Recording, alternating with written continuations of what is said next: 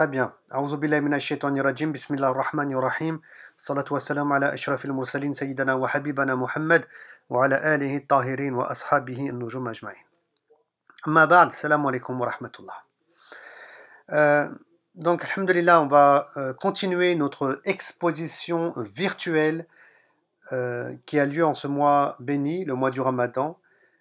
Et c'est encore moi aujourd'hui qui intervient, mais on aura bien entendu d'autres intervenants de l'équipe de l'Institut Sira dans les jours à venir. Et aujourd'hui, le sujet qu'on va aborder ensemble, c'est ce qu'on appelle en langue arabe Fath Mecca. Fath Mecca. Alors, tout d'abord, avant de rentrer dans le sujet, comment on traduit Fath Mecca? Certains diront la conquête de la Mecque.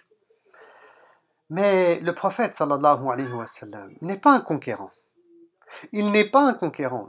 Il est un messager. Il transmet un message venant d'Allah subhanahu wa ta'ala.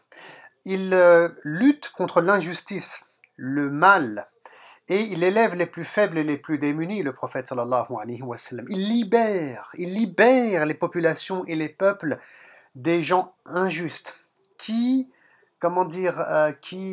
imposent leur pouvoir injuste et leurs injustices économiques et sociales. Et donc, quand on parle de Fath Mecca, on ne va pas dire la conquête de la Mecque. Soyons précis dans les mots. On dira la libération de la Mecque, ou bien la prise de la Mecque, mais je préfère la libération de la Mecque. Car on va libérer la Mecque de l'idolâtrie et de tout ce système injuste, qui est social et économique, qui humilie et qui écrase les plus faibles et les plus démunis, et qui est contre toute liberté d'expression aussi. Car on ne voulait pas laisser parler le prophète de l'islam à la Mecque, et on avait persécuté les musulmans. Donc c'est une libération de la Mecque, une libération de ce temple qui est la Kaaba, qui a été construit par Ibrahim alayhi as-salam, qui avait instauré le culte d'un Dieu unique, le monothéisme. Mais les idolâtres, ils ont instauré un autre système par la suite. Donc on parle de libération. Le mot fath en arabe qui signifie ouvrir, et donc le prophète n'est pas un conquérant, ce n'est pas un roi, c'est pas l'empire byzantin ou l'empire perse à l'époque qui humilie les peuples et qui écrase les peuples. Non. Et je voulais donc introduire le sujet par ça. Fath Mecca, c'est quoi le contexte? Pourquoi le prophète sallallahu alayhi wa sallam, qui à cette époque se trouve à Médine, va se rendre à la Mecque? Parce que il y avait un traité de paix qui avait été signé entre les musulmans à Médine, et donc le prophète sallallahu alayhi wa sallam, et ses ennemis de Quraysh qui étaient à la Mecque. Et le prophète, à la base, sallallahu alayhi wa sallam, il est de la Mecque. Là-bas, les musulmans étaient persécutés, etc. Ils se sont installés à Médine. Il y a eu des batailles. Mais le prophète, il a réussi, alors qu'il était en position de force, à signer des accords de paix avec ses ennemis, qui sont très très importants à comprendre, qu'on appelle les accords de paix de Hudaybiyah. Et donc il y avait une trêve pendant 10 ans, où il n'y aurait plus de conflit armé, alhamdulillah, entre les musulmans de Médine et les habitants de la Mecque, Quraysh. Mais les Qurayshites, je ne rentre pas dans les détails de ce traité de paix, car ce n'est pas le sujet aujourd'hui. Mais ils ont vu que ce n'était pas du tout bénéfique pour eux. Ils ont vu que finalement, cette liberté d'expression qui permettait au prophète sallallahu alayhi wa sallam de parler librement de l'islam, de Dieu, eh ben, ça prenait de l'ampleur. Et que les gens se tournaient vers Allah subhanahu wa ta'ala, se tournaient vers la justice de l'islam, l'équité, l'intégrité, l'honnêteté de l'islam, et les valeurs de l'islam, et les valeurs du Coran. Donc les gens, après la signature du traité de paix de Hudaybiyah, le nombre de musulmans, comme disent les experts, il a doublé en une année. Donc on a des gens de Quraysh à la Mecque, avec certains de leurs alliés des Bani Bakr, qui vont attaquer les Bani Khuza'a et un groupe de musulmans. Ils vont les attaquer, alors qu'ils n'avaient pas le droit, pour briser le traité de Hudaybiyah, pour briser le traité de paix, car ils se rendent compte que la paix n'est pas du tout bénéfique pour eux. Parce que les gens se tournent vers l'islam, et que la guerre, elle est mieux pour eux, elle est plus bénéfique. Et le sang va couler, des innocents vont être tués, et trahis, car là il y a trahison par rapport à ces accords de paix. Le prophète sallallahu alayhi wa sallam, jamais il ne se mettait en colère, sachez-le. Quand c'était entre lui et une personne, s'il se mettait en colère, c'était uniquement si les limites du sacré avaient été violées et détruites. C'est ce qui s'est passé à ce moment-là en réalité. Le sang a coulé, le sacré a été bafoué, un traité de paix a été détruit, le sacré a été doublement bafoué, détruit, cassé. Le prophète sallallahu alayhi wa sallam, il est en colère. Mais quand il est en colère, sachez que jamais il va être injuste. Et que tout ce qu'il fait, même quand il est en colère, c'est un khair et c'est un bien. Et donc, quand il est en colère, le prophète sallam, et qu'il fait une action, sachez que cette action est toujours, et rentre toujours dans le cadre de la satisfaction d'Allah subhanahu wa ta'ala, et non pas de la satisfaction de Shaitan. C'est pour ça que le prophète sallallahu alayhi wa sallam va libérer la Mecque, comme je disais, de tout ce système qui est corrompu et mauvais, hein, et il va dire que c'est un jour de miséricorde. Et je reviendrai dessus, Inch'Allah Ta'ala, dans un instant. Et le sang ne coulera pas. Il fera tout pour que, justement, il n'y ait pas de mort. Il n'est pas dans la vengeance, le prophète sallallahu alayhi wa sallam. On est sur une autre vision, la vision coranique ici. Le prophète sallallahu alayhi wa sallam, donc, il va regrouper des gens autour de lui. 4000 Médinois, 700 Muhajirin et 5500 environ croyants qui appartiennent à d'autres tribus. Ils vont être 10 000. 10 000, une armée de 10 000 combattants, c'est le nombre d'habitants qu'il y a à la Mecque. Hein. Et ils vont partir en direction de la Mecque. Mais en même temps, le lieu est tenu secret. Je vais abréger, il y aurait 1000 détails ici en réalité à développer, mais je vais abréger. Le lieu, il est tenu secret.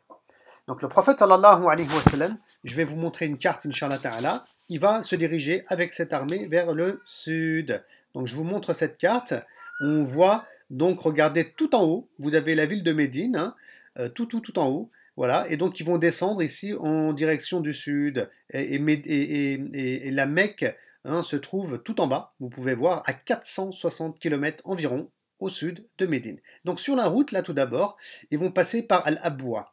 Et comme vous pouvez lire ici, il y a une rencontre de l'armée musulmane avec Abu Sofyan. Ibn al-Haris, c'est pas Abu Sofyan ibn Harb, qui était un des grands chefs de la Mecque à cette époque-là. Ici, Abu Sofyan ibn al-Haris et Abdallah ibn Umayya. Hein.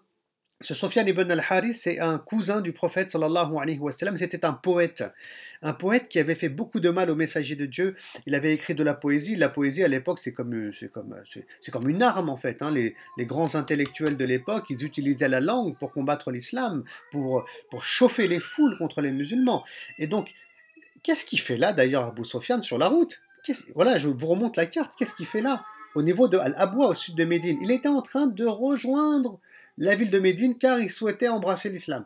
Le prophète sallallahu alayhi wa sallam, donc, il va accepter bien entendu son islam, bien qu'il ait, comment dire, le prophète sallallahu alayhi wa sallam un peu vraiment, voilà, un peu de colère contre lui, car ce fameux Abu Sofyan était vraiment haineux, il avait vraiment combattu l'islam farouchement, mais bien entendu, dès lors qu'il tendait là vers l'islam, le prophète sallallahu alayhi wa sallam, il va l'accueillir à bras ouverts. Plus au sud, vous remarquerez, il y a un deuxième carré là, un deuxième onglet où il est marqué rencontre avec Al-Abbas et sa famille.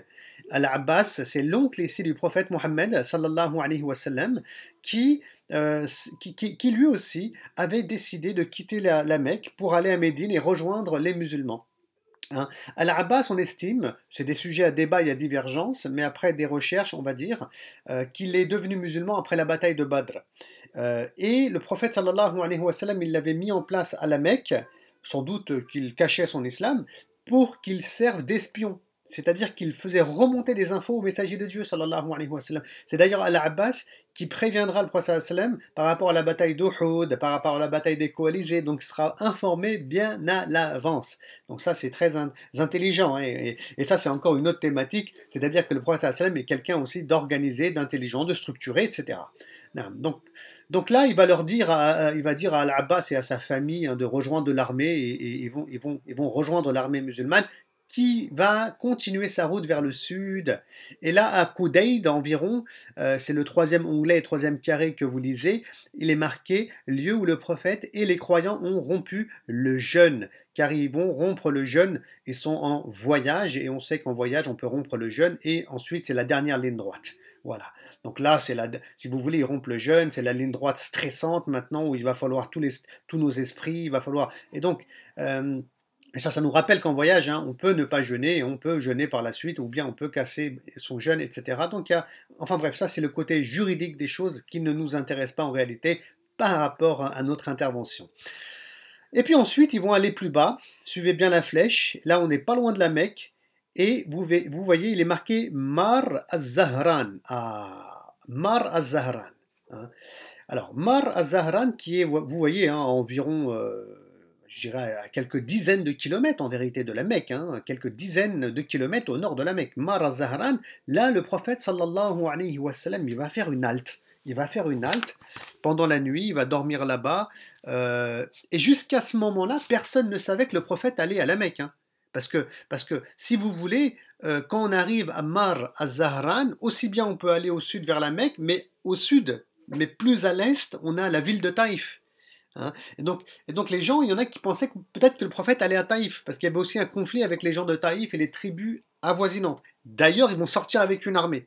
Ils vont sortir les habitants de Taïf et les Hawazin avec une armée, et juste après la prise de la Mecque et la libération de la Mecque, il y aura une autre bataille, dont on ne parlera pas bien entendu, car c'est un long sujet, qui s'appelle la bataille de Hunayn contre les habitants de Taïf et les Hawazin. Hein. Mais c'est à Mar al-Zahran, c'est la dernière nuit, si vous voulez, qu'ils vont passer sur la route, les musulmans, et que les soldats, les gens présents dans l'armée du prophète sallam vont savoir que finalement ils sont en train de se rendre à la Mecque. Voilà. Maintenant, pourquoi? Et oui, on peut se poser la question, pourquoi le prophète sallam il veut pas informer? Pourquoi il tient le lieu secret? Hein. Eh bien écoutez, c'est simple. Le prophète, sallallahu alayhi wa sallam, quand on étudie les stratégies militaires du messager de Dieu, sallallahu alayhi wa sallam, on se rend compte qu'il tenait ces lieux secrets parce qu'il ne voulait pas que, en face, l'ennemi s'organise, monte une armée, sorte, et qu'ensuite il y a une bataille, parce que c'est là qu'il y a des morts en fait. Et le prophète sallam, il voulait pas qu'il y ait de morts, il voulait pas que le sang y coule. N'oubliez jamais ça, le sang qui coule, c'est pas quelque chose de noble et de bien à la base. C'est pas bon ça. Allah subhanahu wa ta'ala, dans la sourate Baqarah, il le dit. Quand il a créé l'être humain, etc., hein, il a ordonné aux anges de se prosterner, ils se sont prosternés, vous connaissez l'histoire. Hein, et Allah, enfin bref, Allah il a dit qu'il va créer un khalifa. Non. Et les anges n'y comprennent pas, mais pourquoi tu vas créer un être humain, hein, une créature qui fera verser le sang, qui fera couler le sang, alors que nous on est là à te louer et à t'adorer. Vous voyez? Et Allah dira, je sais certes ce que vous ne savez pas. Et on voit bien à travers ce dialogue que faire couler le sang, c'est pas quelque chose de noble, c'est quelque chose qui n'est pas bon du tout. Bien entendu, et moi, on va pas faire un cours sur les batailles ici hein, du prophète sallallahu alayhi wa sallam, mais en cas de nécessité absolue, là, il n'y a plus d'option, il n'y a plus de choix, et là, sur le champ de bataille, bien sûr, on se défend, et là, si on a tué quelqu'un, c'est un droit qu'il y a. Mais quand on regarde le nombre de morts à travers les batailles qu'il y a eu à l'époque du prophète sallallahu alayhi wa sallam, on en compte moins de 500 après tous les travaux d'expertise qui ont été faits hein, ces derniers temps sur cette thématique. Peut-être qu'on aura l'occasion d'en parler, Inch'Allah Ta'ala, à une autre occasion. Et donc, si le prophète, je reviens un peu en arrière, si le prophète sallallahu alayhi wa sallam donc décide de ne pas prévenir ces soldats de la destination finale, c'est parce qu'il sait qu'il peut y avoir des fuites hein, et que l'ennemi peut du coup savoir, s'organiser, sortir, là il y a un combat. Non, ici le prophète il ne veut pas qu'il y ait de combat, il ne veut pas qu'il y ait de mort. Et c'est pour ça, et on va le voir, qu'il va tout mettre en place, ça c'est une de ses stratégies, pour qu'il n'y ait pas de bataille, pour qu'il rentre à la Mecque, que les gens ils soient en toute sécurité. Voilà, il y a pas, comme ça il n'y en aura pas de bataille. Et c'est ce qui va se passer, il n'y en aura pas de bataille. À part quelques escarmouches au sud de la Mecque, comme on va le voir dans un instant, Inch'Allah. Naam. Et donc, à Mar al-Zahran, je vous remontre, hein, Mar al-Zahran, à quelques dizaines de kilomètres au nord de la Mecque, qu'est-ce qui va se passer là-bas? C'est simple. Le prophète sallam, il est là, il attend, et on a Abu Sofyan, parce que je suis allé un peu vite, il y a tellement de choses à voir, Ibn Harb, un des chefs de la Mecque, qui va rencontrer le prophète sallam et il va embrasser l'islam. Mais il va embrasser à moitié l'islam en vérité. Hein. C'est-à-dire qu'il va attester qu'il n'y a de Dieu que Allah subhanahu wa ta'ala, mais il va dire qu'il demande plus de temps pour réfléchir sur la notion de Mohammed, un messager de Dieu. Hein. Donc pour abréger un peu les choses. Et Al-Abbas qui est présent, qui connaît Abu Sofyan, qui est un homme de gloire, c'est un homme important, c'est un homme respecté, c'est pas n'importe qui Abu Sofyan. Al-Abbas il va dire au prophète sallallahu alayhi wa sallam, Ya Rasulallah, c'est un homme de gloire, c'est un homme voilà, qui est respecté à la Mecque. Ainsi, tu peux faire attention à ça, ne pas l'humilier. Hein. Et le prophète sallallahu alayhi wa sallam, Il n'est pas là pour humilier les gens. Le prophète, il n'est pas là pour humilier les gens. L'islam agrandit les gens. L'islam honore l'individu, ne vient pas humilier. Et c'est pour ça que le prophète ici dira à Abu Sofyan, hein, écoute, rentre à la Mecque et dis à voix haute que tous ceux qui sont dans la demeure d'Abu Sofyan sont en sécurité. Tous ceux qui sont chez eux, qui s'enferment, ils sont en sécurité. Tous ceux qui restent dans l'enceinte là, de la Kaaba, ils sont en sécurité. Et donc le prophète, sallallahu alayhi wa sallam, il va faire d'Abu Sofyan son ambassadeur, son porte-parole. C'est quelque chose d'énorme, de glorieux. Donc il ne va pas l'humilier, il va l'utiliser dans le khair et dans le bien par rapport à la personnalité mécoise qu'il est, dans le khair et dans le bien. Et c'est ainsi qu'Abu Sofyan il va rentrer à la Mecque, et il va tenir ses propos, et les gens vont s'enfermer et sont en sécurité. Il y avait, comment dire, un compagnon qui s'appelle Saad ibn Ubada, il va vouloir le taquiner, il va vouloir taquiner, embêter Abu Sofyan. Il y avait de l'adversité, hein, Abu Sofyan, il a combattu les musulmans quand même. Il va dire aujourd'hui ça va être une boucherie, aujourd'hui ça va être un yawm al-malhama. Le prophète sallallahu alayhi wa sallam dira non, aujourd'hui ça va être yawm al-marhama, un jour de miséricorde. Un jour de miséricorde. Je vous ai dit tout à l'heure, bien que le prophète sallam il est en colère, jamais il va faire quelque chose qui déplaira à Allah subhanahu wa ta'ala. L'acte qui viendra de sa colère est une rahma, est une miséricorde. Et on voit ici que le prophète sallallahu alayhi wa sallam, il est une rahma lil alamin, même là, alors qu'il a été trahi, alors que le sang des croyants a coulé, alors qu'il est en colère, il est une rahma lil alamin. Sallallahu alayhi wa sallam, c'est pas pour rien qu'il est la meilleure des créatures. Et donc, il va annoncer que non, ça va être un jour de miséricorde. Et là aussi, on voit que le prophète sallam, encore une fois, il veut pas qu'il y ait de bataille, il veut casser cette résistance qui est en face. Chacun reste chez soi, le sang ne coulera pas, il n'y aura pas de mort, s'il vous plaît, ne sortez pas, qu'il n'y ait pas de problème. Il le garantit, ça, le prophète sallallahu alayhi wa sallam. Et donc, en vérité, toutes les stratégies du messager de Dieu, elles sont construites sur ce concept fondamental qui est coranique, qui est que le sang ne doit pas couler. La réussite, elle est dans le dialogue. La réussite, elle est, bien entendu, dans la da'wa, dans, comment dire, la transmission de ce message, dans énormément de choses, mais pas dans le sang qui coule. Et même là, alors qu'il est avec une armée, même là, on est en temps de guerre, le prophète sallam, même s'il lui est permis de se battre, il ne va pas vers ce qui est permis. Il essaie de faire mieux. Sallallahu alayhi wa sallam. Il était comme ça. Hein. Le prophète sallam, on pourrait s'arrêter longuement sur l'honnêteté qu'il avait. Enfin bref, hein, c'était un autre degré. Enfin bref, je continue, Inch'Allah Ta'ala. Abu Sofyan va partir pour annoncer les choses et les gens vont s'enfermer chez eux. Et pendant cette nuit-là aussi, le prophète sallallahu alayhi wa sallam va demander à tous ces hommes d'allumer un feu. Ça c'est important. Il y aura 10 000 feux au moins allumés. Là aussi on voit que le prophète sallallahu alayhi wa sallam il veut abattre toute résistance pour pas que le sang coule. 10 000 feux qui sont allumés. Et à l'époque, dans le contexte des batailles, quand il y avait un feu qui était allumé dans une armée, ça voulait dire qu'autour du feu, il y a au moins 10 combattants. Et les gens, ils venaient le soir, la nuit, ils regardaient le nombre de feux, ils les comptaient. Et ils vont voir 10 000 feux, ils vont se dire, waouh, 10 000 fois 10, ça veut dire que c'est une armée de 100 000 combattants. Comme si c'était une armée byzantine qui se déplace. Donc ils vont prendre peur là. Et donc là aussi, ça va calmer tout le monde et personne ne va vouloir, bien entendu, sortir se battre contre le prophète sallallahu alayhi wa sallam. Et ensuite, ils vont avancer, bien entendu. Ils vont encore des signes, voilà, qui ne veut pas que le sang coule et qu'il y ait de bataille. Subhanallah, il est en train d'abattre la résistance, le prophète sallallahu alayhi wa sallam. Et ils vont avancer. Et ensuite, quand ils vont arriver, les musulmans alors, à un autre endroit, je vais vous montrer ici. Regardez, juste après Mar az-Zahran, on a Dhoutoua. Et juste après, on a la Mecque. Donc, Dhoutoua, on a Dhoutoua. Donc, c'est entre Mar az-Zahran et la Mecque. Donc là, on est à la Mecque presque, en fait. Hein. Vous êtes vraiment dans la banlieue de la Mecque, hein, à Dhoutoua. Et bien, le prophète, sallallahu alayhi wa sallam, il va partager l'armée musulmane en plusieurs groupes. Et l'idée, c'est de rentrer par plusieurs portes de la ville. Je vais vous montrer une autre carte. Regardez celle-ci. Hein. Donc, ici... regardez tout en haut, donc vous avez, il est marqué donc Az-Zubayr ibn al-Awwam avec une flèche qui est bleu clair, tout en haut. Hein. Voilà.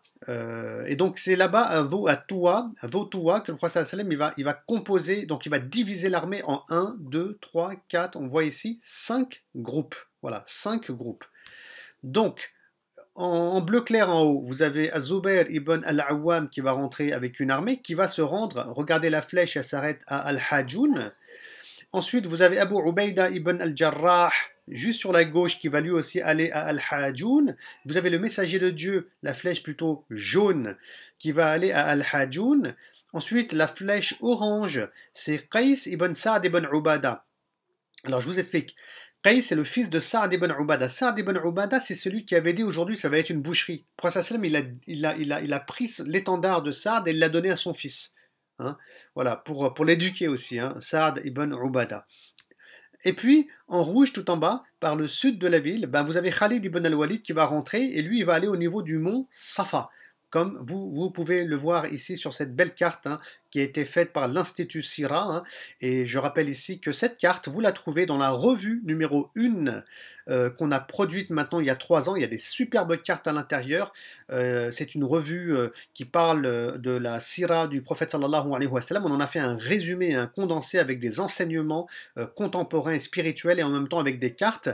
Et puis comme on l'a annoncé au début du mois du Ramadan, alhamdulillah, on vend ce livre en format électronique.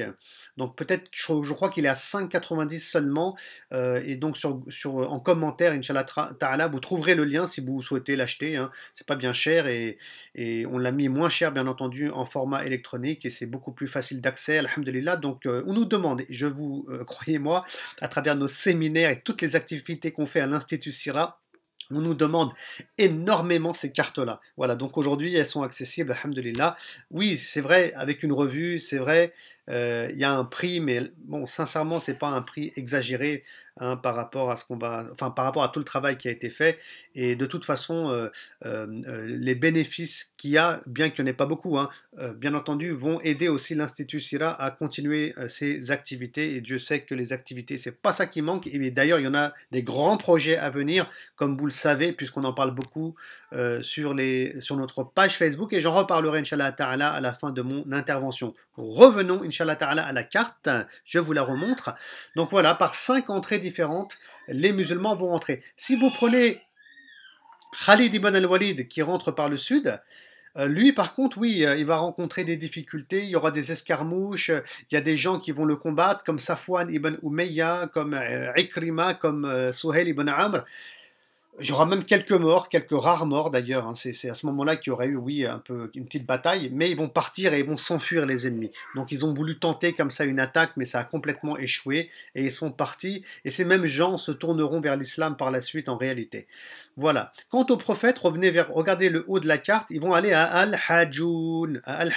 Ils vont faire une halte ici. Donc on a au moins 3 groupes ici qui vont se retrouver, celui de Azubair, celui de Abu Ubaida et celui du messager de Dieu sallallahu alayhi wa sallam. Et c'est là aussi que le prophète sallallahu alayhi wa sallam, il va mettre son étendard au sol, ils vont prier et ensuite ils vont rentrer au centre de la Mecque pour se diriger vers la Kaaba. Et l'endroit où il a mis son étendard, le prophète Mohammed sallallahu alayhi wa sallam, il y a une mosquée qui a été construite là-bas, qui s'appelle, pour marquer le lieu, qui s'appelle Masjid al-Raya.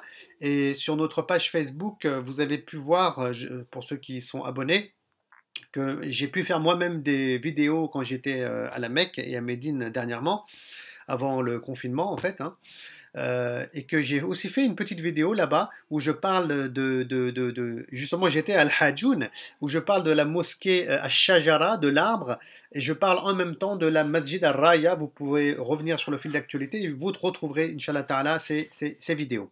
Et puis ensuite les musulmans vont rentrer et c'est là que finalement il n'y aura pas de résistance et c'est ça l'événement qu'on appelle donc Fath Mecca, la prise de la Mecque. Et donc le prophète sallallahu alayhi wa sallam, quand il voit la Kaaba, et là vraiment c'est une scène magnifique, quand il voit la Kaaba, le prophète sallallahu alayhi wa sallam, qu'est-ce qu'il fait? Il est sur sa chamelle al-Qaswa, il va se mettre en avant, il va se prosterner. Il va faire sajdatu shukr, se prosterner pour remercier Allah subhanahu wa ta'ala. Allahu Akbar. Recontextualisons. Le prophète, il reçoit la première révélation, il avait 40 ans. Il était à la Mecque. Il était le seul croyant. 360 idoles qui étaient adorées. Les gens, ils l'ont calomnié. Ils ont menti sur lui. Hein? Abu Lahab, il était à côté, il voulait le faire taire en disant « Ne l'écoutez pas, c'est un menteur » pendant la saison du Hajj, alors que le prophète sallallahu alayhi wa sallam, il appelait à l'islam.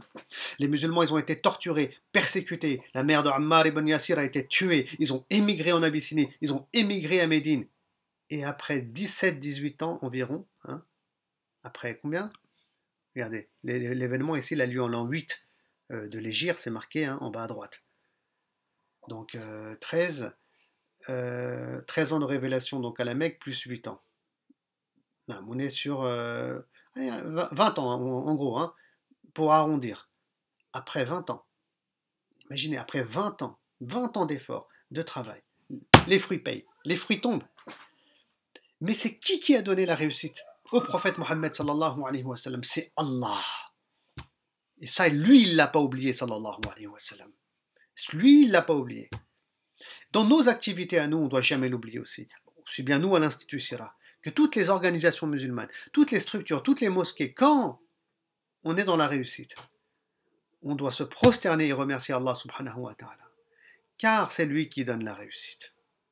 Il donne la réussite à ceux qui sont dans l'obéissance et pas la désobéissance. Qui obéissent à Allah subhanahu wa ta'ala quand ils sont éprouvés. Il donne Allah la réussite à ceux qui sont patients et ceux qui sont persévérants et qui restent dans la vision du Coran. C'est ce qu'il a fait le prophète sallallahu alayhi wa sallam pendant ses 20 ans. Il était le seul croyant et aujourd'hui il arrive. C'est la chute de l'idolâtrie. Il arrive à la Mecque comme vainqueur. Lui qui est illettré, qui n'a jamais été à l'école, qui n'a pas fait Sciences Po, qui n'a pas été à l'université, qui ne connaît pas les grandes stratégies des grands stratèges de son époque qu'on trouvait chez les Byzantins et les Perses, lui qui est illettré, qui était berger, puis commerçant, aujourd'hui il arrive comme ça vainqueur. Vous croyez que c'est grâce à lui parce qu'il est plus intelligent que les autres? Non, c'est grâce à Allah. Allah subhanahu wa ta'ala. Là, le prophète, il nous envoie un message, sallallahu alayhi wa sallam, fondamental, en se prosternant. Car c'est Allah qui est avec les croyants et Allah il est avec son messager. On souhaite vraiment de tout cœur qu'Allah soit avec nous. Dans nos projets à tous, vous m'écoutez ici, sans doute que beaucoup d'entre vous avaient des projets dans le domaine de la da'wah. Vous êtes, parmi vous sans doute qu'il y en a qui sont membres d'associations. C'est là les clés de la réussite. À l'Institut Sira, nous aussi, on est tous bénévoles, on a plein d'activités.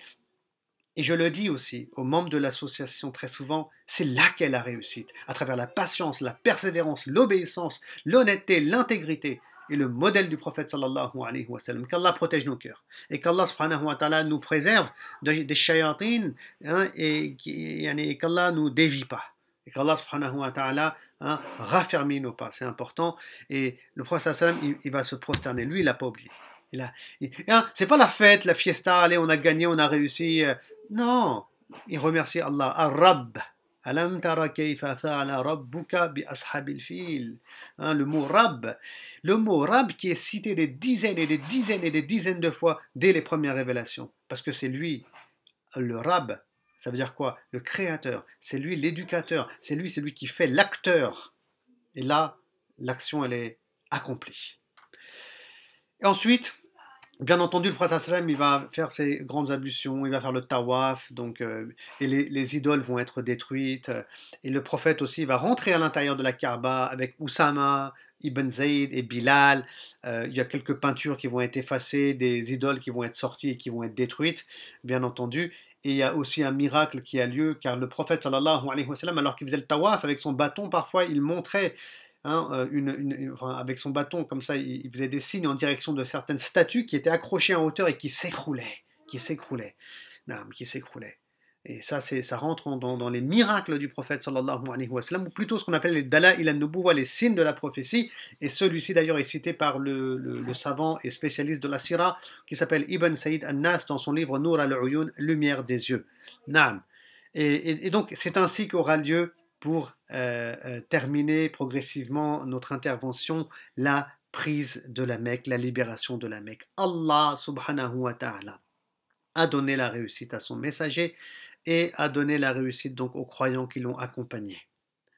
Et là, c'est ça vraiment qu'il faut retenir en fait, comme enseignement fondamental par rapport donc à cet épisode de la biographie du prophète Mohammed sallallahu alayhi wa sallam. Donc j'espère que vous avez pu apprendre des choses et j'espère que j'ai pu un peu créer de l'enthousiasme dans vos cœurs et que j'ai pu un peu vous booster et vous motiver, et j'espère que j'ai pu vous faire connaître davantage notre bien-aimé, le prophète Mohammed sallallahu alayhi wa sallam. Et bien sûr, pour terminer, je vais dire un mot. assez bref, bien entendu, sur notre action actuelle, comme vous le savez. Bien entendu, on remerciera jamais assez. Vous savez, Allah subhanahu wa ta'ala, ou plutôt ici le prophète sallallahu alayhi wa sallam nous apprend quelque chose d'important, c'est que celui qui ne remercie pas les gens ne remercie pas Allah subhanahu wa ta'ala. Nous, on remercie Allah. On remercie Allah au sein de l'Institut Sira. Parce que vraiment, avec tous les efforts qu'on fait, et Allah il est témoin, tous les sacrifices qu'on fait en termes de temps, en termes d'argent, en termes, vraiment, hein, Allah il est témoin de ça, et Allah il suffit comme témoin.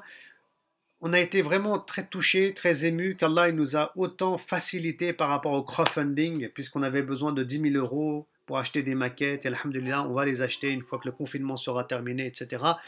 Et, et nous, on remercie aussi tous ceux qui ont participé à ce crowdfunding. Franchement, moi, j'ai pas de mots, honnêtement, j'ai pas de mots. C'est Allah qui vous donnera, Inch'Allah Ta'ala, la meilleure des récompenses en ce mois béni, yani, par rapport à ces dons que vous avez faits dans la voie d'Allah subhanahu wa ta'ala, et qu'Allah vous, comment dire, accepte vos dons, et qu'Allah subhanahu wa ta'ala vous accorde ce qu'il y a de mieux, hein, dans ce monde et dans l'au-delà, Inch'Allah, par rapport à vos dons. Et puis après, comme vous avez vu, on a lancé bien sûr une autre action qu'on avait démarrée déjà avant le mois du Ramadan, c'est d'avoir des cotisants en fait pour l'Institut Sira. Parce qu'en fait, on a pas mal d'activités qui demandent de l'argent. Jusqu'à aujourd'hui, bien sûr, on s'est autofinancé, hein, bien entendu.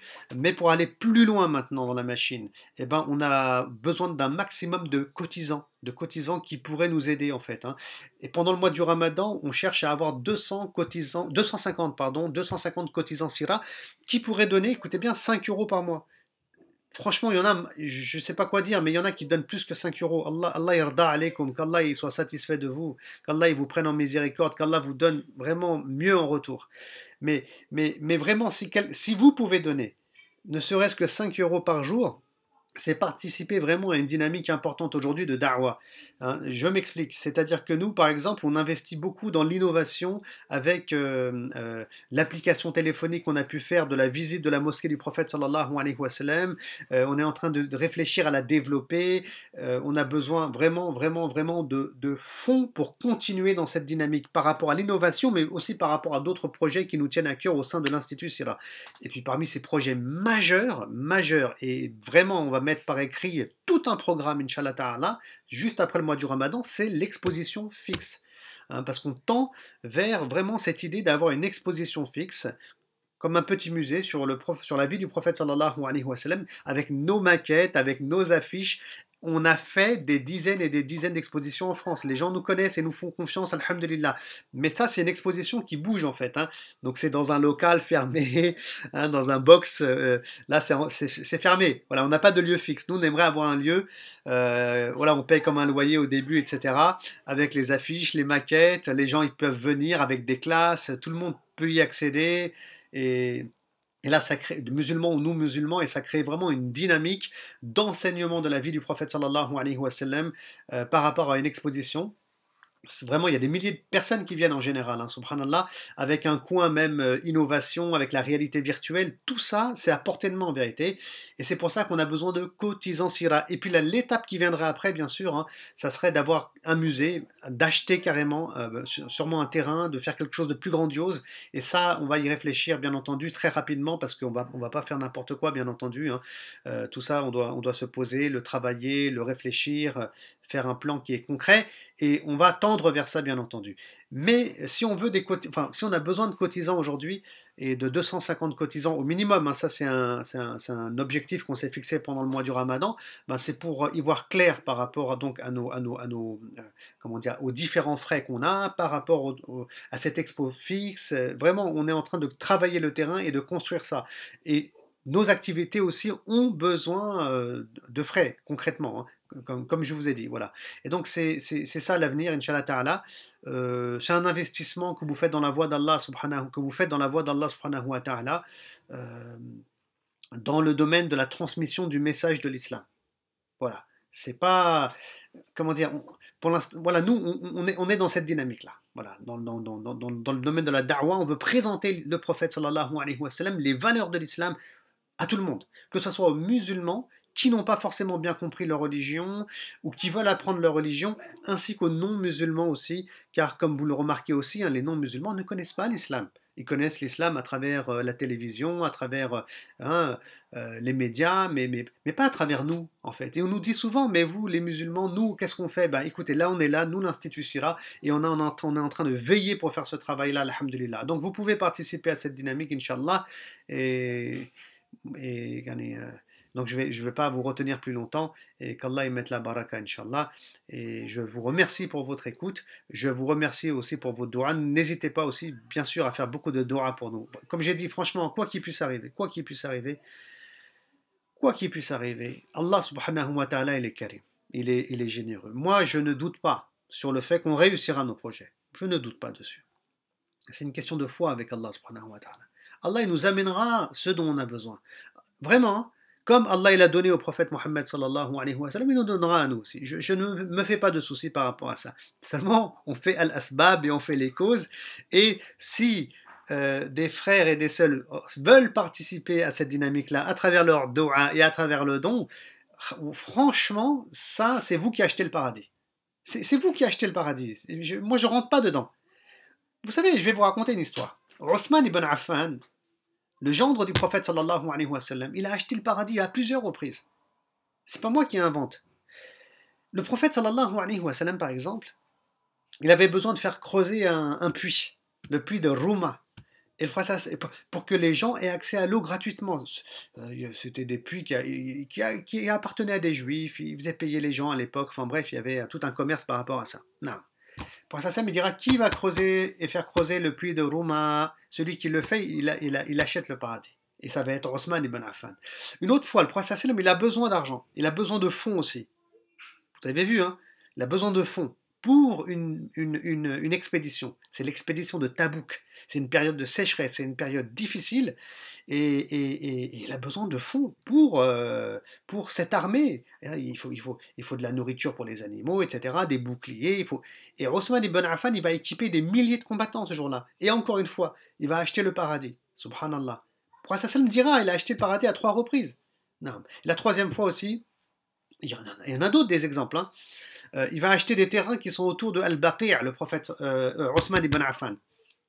Hein, il va acheter des terrains qui sont autour du cimetière de Médine, Al-Baqi', pour agrandir le cimetière. C'est une sadaqa jariya qui fait jusqu'à aujourd'hui, jusqu'à la fin des temps. Tant qu'il y a des gens qui sont enterrés, il aura des hasanat, Othman ibn Affan, il aura des bonnes actions. Ça, ce que vous êtes en train de faire ici, en participant à ce projet, c'est aussi marcher sur les pas des compagnons du prophète sallallahu alayhi wa sallam, comme Othman ibn Affan. Ce que vous êtes en train de faire, c'est d'acheter aussi le paradis et, inshallah ta'ala, d'avoir des hasanat.